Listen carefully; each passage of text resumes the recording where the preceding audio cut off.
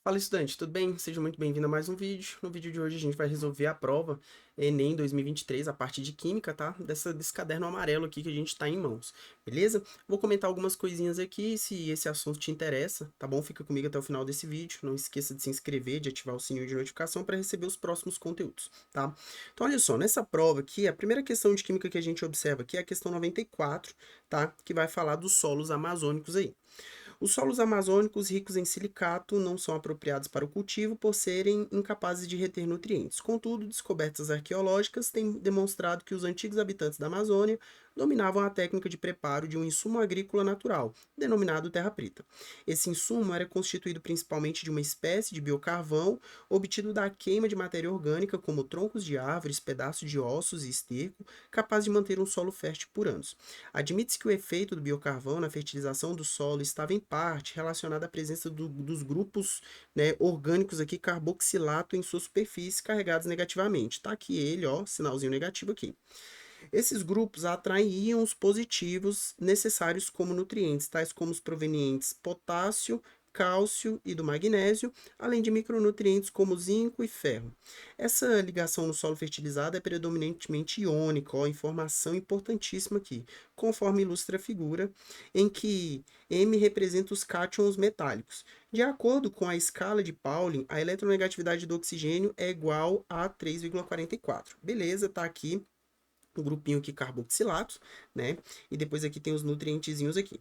Beleza, ele fala o seguinte aqui, o quadro apresenta valores de eletronegatividade desses 5 elementos metálicos. Perfeito. E ele fala assim, o cátion que resultará uma interação maior de caráter iônico, tá? Então ele quer saber aqui qual desses caras vai ter uma interação maior de caráter iônico com o ânion carboxilato. Cara, como ele fala aqui, né, que a ligação ela vai ser predominantemente iônica, o caráter aqui a gente só ia precisar lembrar que o caráter iônico ele está associado com a maior diferença de eletronegatividade. Então, se ele fala que a diferença de eletronegatividade do oxigênio é 3,44, eu ia ter que escolher aqui como alternativa um elemento que tenha menor eletronegatividade. Tá? Porque menor eletronegatividade significa maior eletropositividade, e aí a gente vai ter uma parte positiva, negativa, maior é essa distância, maior é o caráter iônico. Então, aqui como única alternativa só poderia ser aqui o potássio, letra A, tá bom? Porque é um número menor de eletronegatividade. Tranquilo? Então, essa foi a questão número 1, aqui, a primeira questão, né, digamos assim, de química dessa prova. Aí, passando aqui, a gente tem a questão 96, tá? A questão 96 vai falar da gasolina. Então, olha só, muito importante, porque aqui no enunciado ele já dá várias dicas do que você vai ter que marcar nessa questão. Então, a gasolina é uma mistura de hidrocarbonetos de cadeias saturadas. Cadeias saturadas são cadeias que os carbonos só fazem ligação simples entre si, tá? Contendo de 8 a 12 átomos de carbono. Além disso, a gasolina de alto desempenho deve conter elevados teores de hidrocarbonetos de cadeias ramificadas, de forma a resistir à compreensão e entrar em ignição apenas quando a vela aciona uma centelha elétrica no motor. No quadro estão apresentados compostos que podem ser utilizados como combustíveis. Beleza? E ele fala bem aqui. Entre esses compostos, aquele que conferirá maior desempenho, opa, ele fala que o maior desempenho são cadeias ramificadas. Então a gente vai ter que escolher aqui uma alternativa que vai ter a maior opção de cadeia ramificada. Olha só, por que que não poderia ser esse cara aqui? Porque esse cara aqui é um álcool e ele fala aqui no início que tem que ser o quê? Hidrocarboneto. Então a gente arrisca esse cara aqui, tá? Outra coisa é que ele fala que a cadeia tem que ser saturada. Tá vendo aqui, ó, ligação dupla? Esse N é ligação dupla, então a gente arrisca esse aqui da tabela.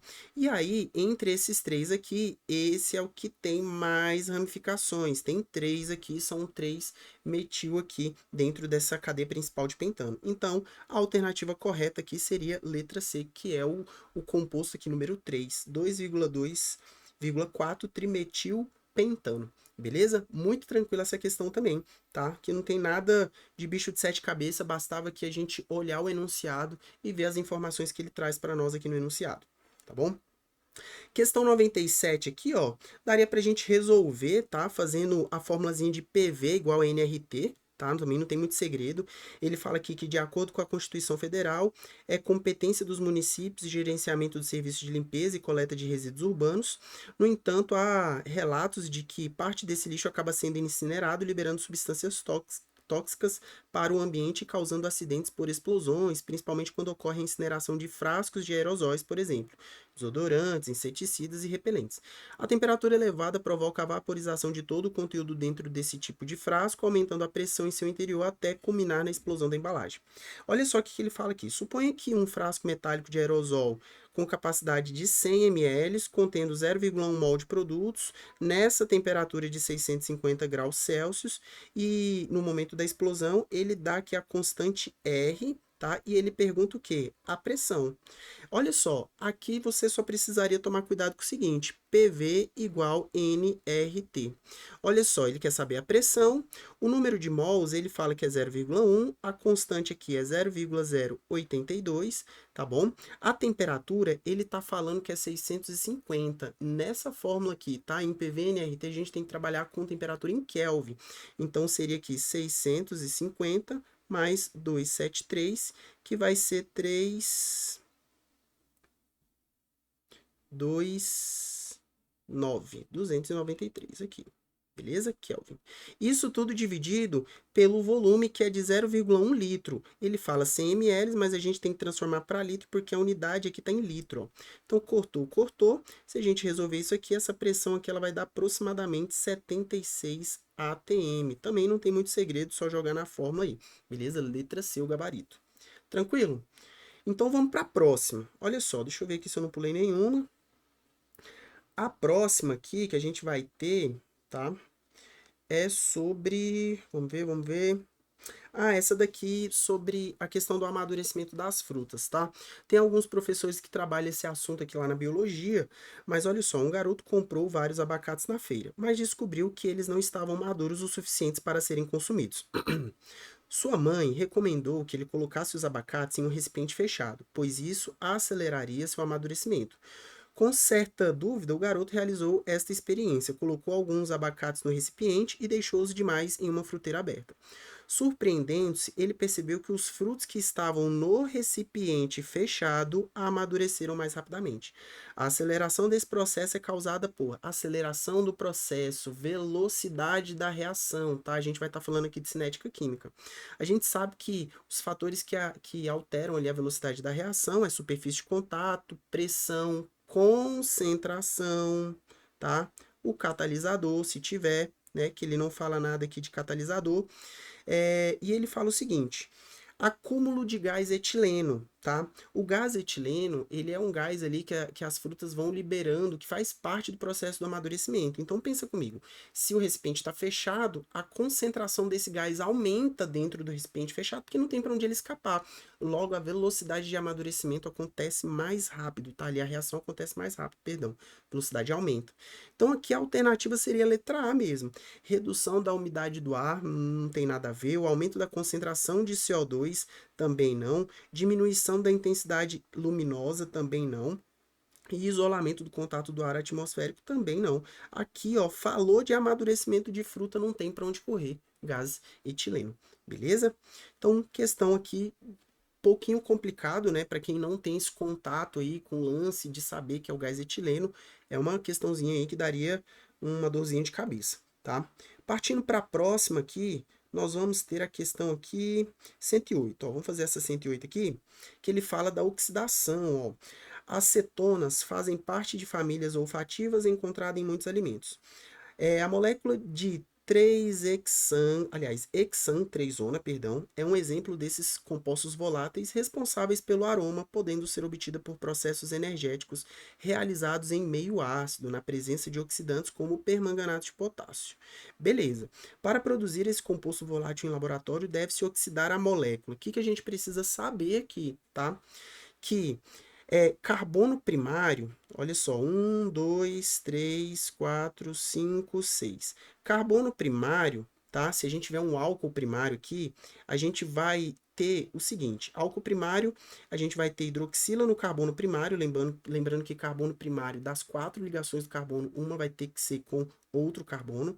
Esse cara aqui, ele vai produzir aldeído, e depois esse aldeído vai sofrer oxidação, vai produzir ácido carboxílico, tá? Então, não poderia ser álcool primário. Primeiro que não pode ser aqui esse hexanal, porque ele é um ácido aliás, perdão, ele é um aldeído, e ele, se ele oxidar, ele vai se transformar em ácido carboxílico, então não pode ser esse cara, tá? Não pode ser esse cara aqui também. E aí, o álcool aqui, se a gente observar, esse álcool aqui é um álcool primário. Se álcool primário oxidar, ele se transforma em aldeído.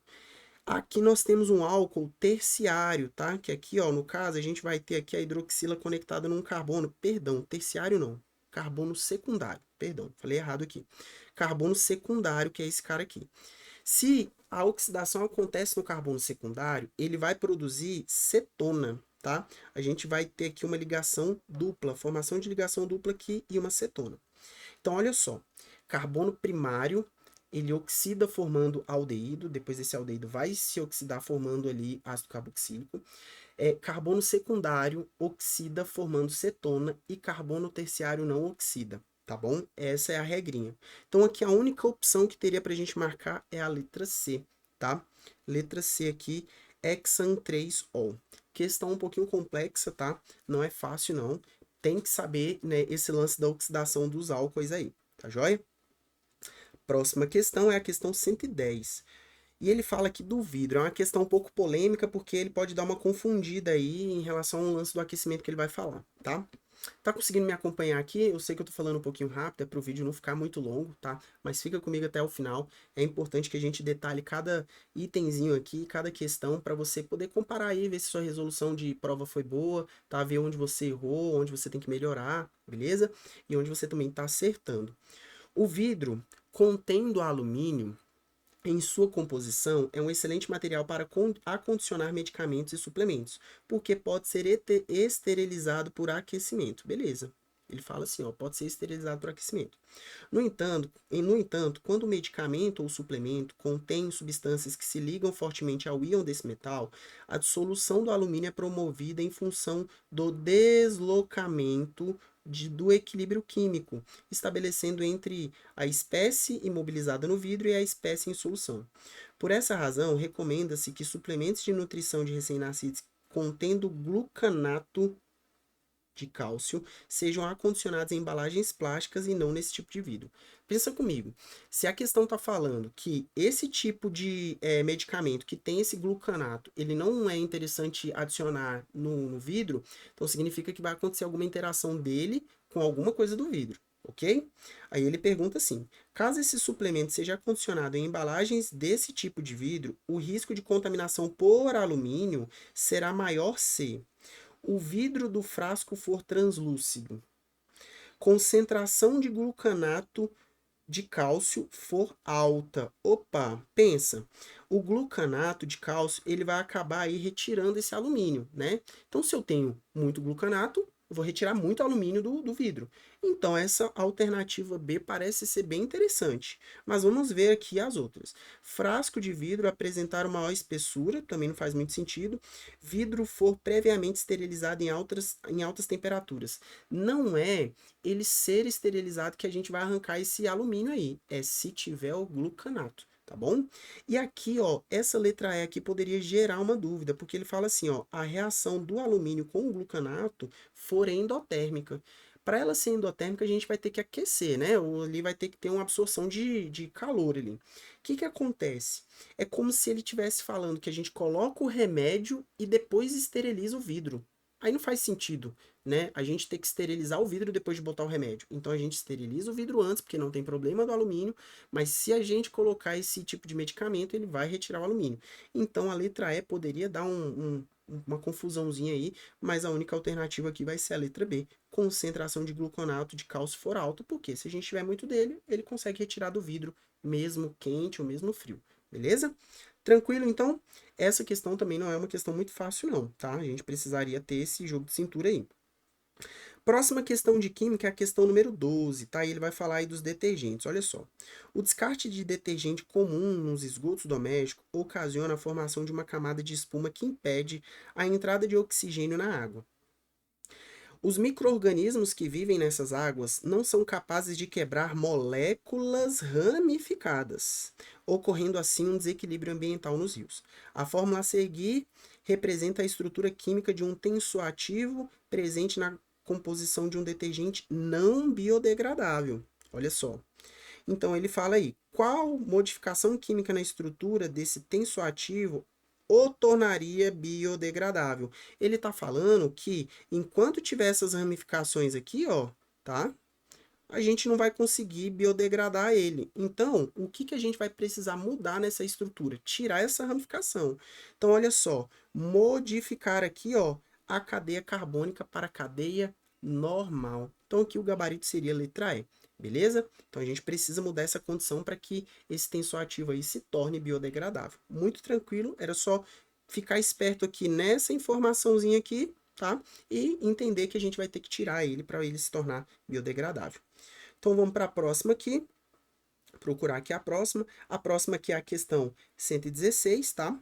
O Aldrin é um inseticida agrícola organoclorado, sintético de baixa polaridade. O que significa ele ser de baixa polaridade? Que ele é uma molécula apolar, tá bom? Cuja estrutura molecular simétrica de forma C12H8Cl6 está representada na figura.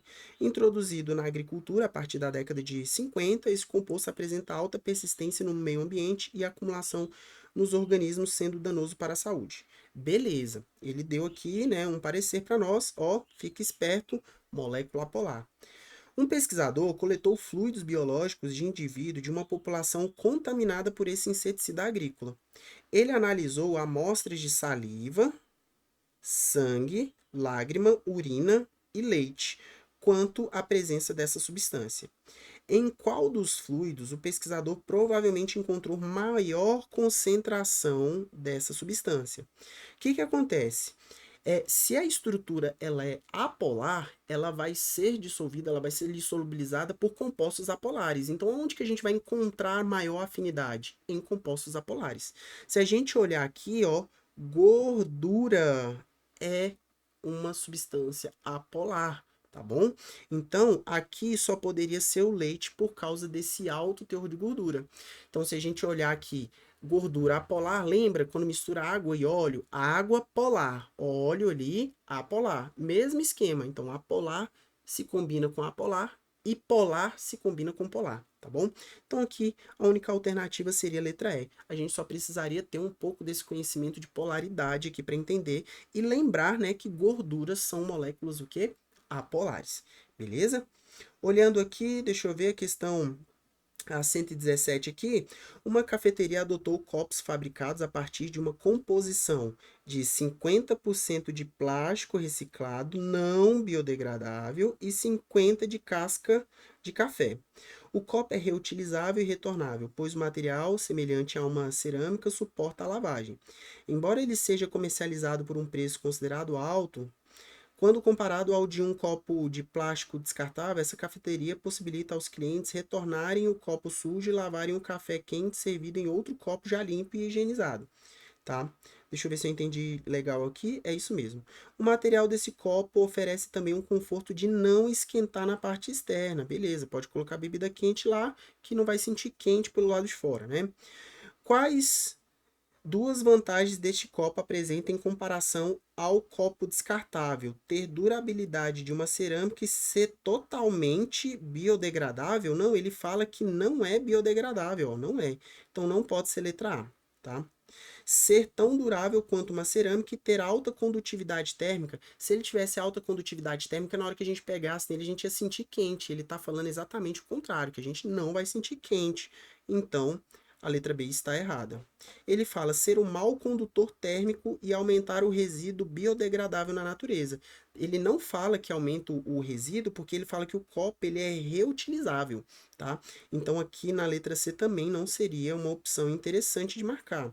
Na letra D ele fala ter baixa condutividade térmica, tem baixa, por isso que a gente sente, né, normal ali pro lado de fora, não vai sentir quente, e reduzir o resíduo não biodegradável na natureza. Opa, ele reduz mesmo, porque ele é reaproveitável. Então aqui a alternativa mais interessante seria a letra D. E a letra A é ter alta condutividade térmica. Não faz sentido ter alta condutividade térmica, senão na hora que a gente pega no copo, ia sentir quente. Então, a única alternativa aqui, alternativa letra D, era mais ali a gente ter um pouquinho de jogo de cintura, de entender que ele falou do não biodegradável, entender o que é uma condução térmica aqui, tá bom? Então, gabarito letra D. Questão número 18 fala assim: o consumo exagerado de refrigerante é preocupante, pois contribui para o aumento de casos de obesidade e diabetes. Considere 2 refrigerantes enlatados, tá? Um comum e um diet. Beleza. Pensa lá, 2 latinhas de refrigerante, um comum e um diet, em que ambos possuem a mesma quantidade de aditivos, tá? Então, o que tem em um tem no outro, exceto pela presença de açúcar. Então, um vai ter açúcar, o outro provavelmente vai ter um adoçante. O refrigerante comum contém basicamente água carbonatada e grande quantidade de açúcar. Já o refrigerante diet tem água carbonatada e adoçantes. Olha aí, um ele fala que é açúcar, outro ele fala que é adoçante, cuja as massas são muito pequenas. Opa, informação interessantíssima. Vamos supor que esse cara aqui é o açúcar, esse cara aqui é o adoçante. Ele está falando que a massa desse cara é baixa em relação, por exemplo, ao açúcar, tá? Ele está falando aqui, ó, cujas massas são muito pequenas. De quem? Dos adoçantes. Entre as duas versões apresentadas, o refrigerante comum possui, gente, olha só, densidade é massa sobre volume. Ele fala que tem o mesmo volume aqui, né? A latinha é o mesmo volume. Então, se a massa for maior, a densidade é maior. Se a massa for menor, a densidade é menor. Só que ele pergunta do refrigerante comum. A massa dele aqui, ó, é maior em relação à massa do adoçante. Então, a densidade dele também vai ser maior. Então, a única alternativa que a gente pode marcar aqui é a letra A. Então, entre as duas versões apresentadas, o refrigerante comum possui maior densidade, tá? Porque ali a estrutura, né, de massas ali de açúcar é maior em gramas ali. Tudo bem? Beleza? Então, não tem muito segredo. Essa também não seria uma questão tão fácil, tá? A gente ia ter que lembrar aí dessa densidade, beleza? Mas nada também assim que, ó, nível estratosférico de difícil, tá? A questão 119 não é nossa, questão 120 também não, a questão 121 é nossa sim. E olha só, para uma molécula de origem perdão, para que uma molécula dê origem a um medicamento de administração oral, além de apresentar atividade farmacológica, deve ser capaz de atingir o local de ação. Para tanto, essa molécula não deve se degradar no estômago, onde o meio é fortemente ácido e há várias enzimas que reagem mediante a catálise ácida. Deve ser capaz de atravessar as membranas celulares e ser solúvel no plasma sanguíneo, tá? Sistema aquoso. Para os fármacos, cujas estruturas são formadas por cadeias carbônicas longas, contendo pelo menos um agrupamento amino, ó, o grupamento amino aqui, ó, amino, tá? Esse nitrogênio aí vai ser uma base. Então, olha só, se a gente não mudar ele, na hora que ele bater no estômago, ele já vai reagir com ácido, na questão da neutralização, tá? Um recurso tecnológico empregado é a sua conversão no cloridrato correspondente. Essa conversão é representada de forma genérica pela equação. Olha aí, ele está falando, a gente tem que pegar esse cara e mudar e colocar ele desse jeito para que ele sobreviva a todo esse ataque ácido, tá? Para não ocorrer a neutralização. O aumento da eficiência de circulação do fármaco no sangue, promovido por essa conversão, deve-se ao incremento de sua. Observa o seguinte, olha isso aqui, ó. Isso aqui, ó, tem muito cara de ligação que iônica, tem íons aqui. Então, o aumento da eficiência da circulação do fármaco no sangue promovido por essa conversão deve-se ao incremento de seu ou da sua basicidade? Não, porque se a gente aumentar a quantidade de base, vai querer reagir mais ainda com ácido, tá? Então, aqui, a lipofilicilidade também não. Aqui a gente só tem caráter iônico mesmo. Por quê? Porque tá falando de íons aqui, ó. Cadeia carbônica não, estado de oxidação também não. Beleza? Então, aqui você ia precisar ter esse joguinho de cintura de enxergar esse positivo e esse negativo aqui, tá bom? Então, aqui também é isso aqui a questão. Não é uma questão fácil, não consideraria uma questão fácil, tá? Poderia passar bem batido isso daí. Então, a questão 122 também não é nossa. A 123, 124, 125 também não é nossa. A gente tem aqui a questão 126, tá? Que ele fala o seguinte: em uma indústria, o controle da dureza da água é importante quando ela é utilizada em caldeiras, uma vez que sais pouco solúveis, formados a partir de sulfatos e carbonatos, podem acumular-se no interior das tubulações, causando obstruções. Para avaliar a água utilizada nessa indústria, foram realizados testes de qualidade que consideram os seguintes parâmetros, tá? E os parâmetros. Qual teste deve ser considerado para controlar a formação desse tipo de obstrução? Olha o que ele fala, que a gente vai ter carbonato e sulfato, né? Então, a gente precisa tomar um pouquinho de cuidado, porque a dureza da água, ela está relacionada, tá? Muito aos íons magnésio e aos íons cálcio, tá? Essa questão aqui ela é bem específica mesmo. Então, aqui, qual teste deve ser considerado para controlar a formação? Os carbonatos aí, tá? A gente vai ter carbonato de cálcio e tudo. Ele vai estar mais com cara aqui de cálcio mesmo, por causa dessa dureza, tá? Isso daqui é uma coisa muito específica, ser esses íons magnésio e esses íons cálcio, beleza? Então, a gente não tem muito segredo aqui, beleza? Aliás, até que tem, né? Porque é uma questão muito específica. Eu consideraria essa questão bem difícil mesmo, tá? Por causa que você, estudante, ia ter que saber dessa dureza da água. O que é uma água dura? A água rica em sais de magnésio ali, íons magnésio, perdão, e íons cálcio, tá bom? Questão 128 também é nossa, tá? Ele vai falar aí do percentual e ele fala o seguinte: existe no comércio um produto antimofo constituído por uma embalagem com tampa perfurada contendo cloreto de cálcio anidro, tá aqui. Uma vez aberto o lacre, essa substância absorve a umidade do ambiente, transformando-se em cloreto de cálcio dihidratado, que tá aqui. Beleza. Ele fala assim: considere a massa molar igual, né, da água igual a 18 gramas por mol e da massa molar do cloreto de cálcio anidrido igual a 111 gramas por mol. Na hidratação da substância presente no antimorfo, o ganho percentual em massa é mais próximo de quanto? Então, olha só, a gente tem aqui CaCl2 mais água transformando em CaCl2 hidratado. Se a gente olhar aqui, né, a questão do balanceamento, a gente vai ter que ter 1 mol desse, tá? 2 mols desse para 1 mol desse. Beleza. Aí ele fala aqui que a massa molar desse cara aqui é 111 gramas, a massa desse cara aqui é 18 gramas por mol, mas como eu tenho 2 aqui vai ser 36, opa, 36, e aqui, somando tudo aqui pela Lavoisier, a gente vai ter 147 gramas. O que acontece? Ele fala daqui para cá, ó. Então, o ganho é esse, não é? Então, a gente vai fazer assim, ó. 111 está para 100. 36 vai estar para quanto? X. Então, a gente vai ter aqui... Deixa eu pegar aqui.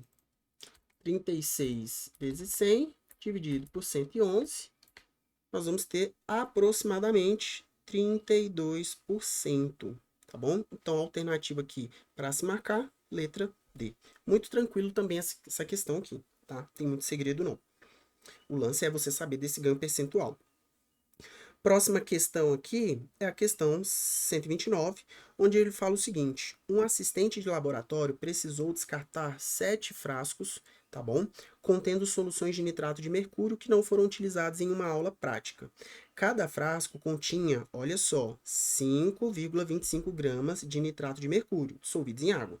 Temendo a toxidez do mercúrio e sabendo que o cloreto de mercúrio aí tem solubilidade muito baixa, o assistente optou por retirar o mercúrio da solução por precipitado com cloreto de sódio. Ou, é isso mesmo, cloreto de sódio, conforme a equação química. Beleza. Aí ele fala assim, na dúvida sobre a massa de cloreto de sódio a ser utilizado, o assistente aumentou gradativamente a quantidade adicionada em cada frasco. Beleza, observe o seguinte aqui, ó. Eu tenho 1 mol disso, 2 mols disso e 1 mol disso daqui, tá bom? Ele fala o seguinte, e aqui tem 2 mols disso aqui, ó, beleza? O produto obtido em cada experimento foi filtrado, secado e teve sua massa aferida. O assistente organizou os resultados na forma de um gráfico que correlaciona a massa de cloreto de sódio adicionada com a massa do cloreto de de mercúrio obtida em cada frasco. A massa molar do nitrato de mercúrio é 525, a do cloreto de sódio é 58 e a do cloreto de mercúrio é 472 gramas por mol. Qual o gráfico foi obtido pelo assistente? Então, olha só, tá? Pensa aqui comigo. Um mol desse cara aqui, ó, um mol desse cara, ele vai ter 500. Vamos colocar esse cara mais aqui para baixo? Deixa eu ver aqui onde é que a gente vai colocar. A gente vai colocar aqui mesmo, ó, 525, né? Beleza? Se a gente tem 2 mols ali de cloreto de sódio, a gente vai ter aqui, ó, 116 gramas, beleza? E aqui a gente vai ter 472 gramas. Eu só peguei as informações daqui e coloquei lá na questão, tá bom? Agora observe, ele fala que cada frasco tem 5,25. Observa que aqui eu dividi por 100. Então aqui eu vou ter 1,16 e aqui eu vou ter 4,72. Então, até 1,16, o gráfico ele vai estar aumentando, porque vai ter como reagir, tá bom? Então, observa. Aqui, depois de 1,16, o gráfico ele tem que estacionar, né? Porque daí ele vai, tipo, saturar esse reagente e não vai ter mais desse cara aqui para poder ser reagido, perdão. Desse cara aqui para ser reagido. Então, a gente vai ter que procurar um gráfico que ele vai ser crescente, ele vai sair do ponto zero e ele vai ser crescente até aproximadamente 1,16. Então, olha só. Esse gráfico aqui, ó, ele começa a entrar na sua constância perto do 0,6, tá? 0,6, ó, aqui a gente vai ter 1,16 próximo daqui, ó, tá? Então vai estar nessa transição aqui, ó. Então esse gráfico aqui ele não pode ser porque ele está se estabilizando em 0,6 de cloreto. Aqui, ó, opa, nós temos aqui, ó, um gráfico muito pertinho. Só que não pode ser ele porque ele não sai do zero, tá? Então aqui também não pode ser. Aqui também não pode ser porque ele não sai do zero. Agora olha para cá, ó, isso daqui é interessante, ó, 1,16, pertinho. E aqui ele não se estabiliza, tá? Passou do 1,6 aqui, 1,16, ele ainda continua crescendo, continua reagindo. Não faz sentido. Então a alternativa que a gente tem que marcar aqui, sem sombra de dúvida, é a letra B, tá? Muito interessante essa questão, porque a gente precisa ter um jogo de cintura para fazer análise de gráfico, tá? Então a gente vai olhar aonde que até onde a reação acontece, que a gente percebe que é até 1,16 e chegou ali ele estabiliza. Por quê? Porque não vai ter mais desse primeiro reagente aqui para poder continuar reagindo e o gráfico crescendo, tá bom? Então essa alternativa aqui tem que ser letra B, essa questão. Então aqui a gente 130, 132, não é nossa, não é nossa. A questão 134, tá bom? Ele vai falar aqui, acho que dos isômeros, né? Então, eu vou pular aqui um pouquinho aqui para o comando da questão. Ele fala o princípio ativo que representam isomeria espacial. Isomeria espacial a gente só tem a geométrica e a óptica, tá? E aí, o que ele fala? Deixa eu ver o que ele fala aqui no enunciado. A gente vai ter que ler. Entre os medicamentos mais comuns, tal, ibuprofeno, um composto quiral. Opa, composto quiral. Significa que tem carbono quiral. Carbono saturado, que vai ter todos esses ligantes aqui diferentes, tá? Todos eles têm que ser diferentes entre eles, beleza? Então, a gente precisa encontrar uma estrutura aqui que tenha carbono quiral. Se a gente olhar, esse não tem, esse não tem, esse não tem, esse não tem. O único que vai ter um carbono quiral é essa última aqui, e é esse cara aqui que é o carbono quiral. Observe isso aqui, ó. Isso aqui é diferente desse hidrogênio, é diferente desse trambolho todo aqui, e é diferente do anel aromático aqui. Então, a gente vai ter 4 ligantes nesse carbono diferentes. Esse é um carbono quiral. Então, aqui, a alternativa só poderia ser quem? Butilbrometo de escopolamina, tá bom? Letra E aqui, o gabarito. Tranquilo? Carbono quiral, fique esperto, tá? Carbono saturado que tem que ter todos esses ligantes diferentes entre si.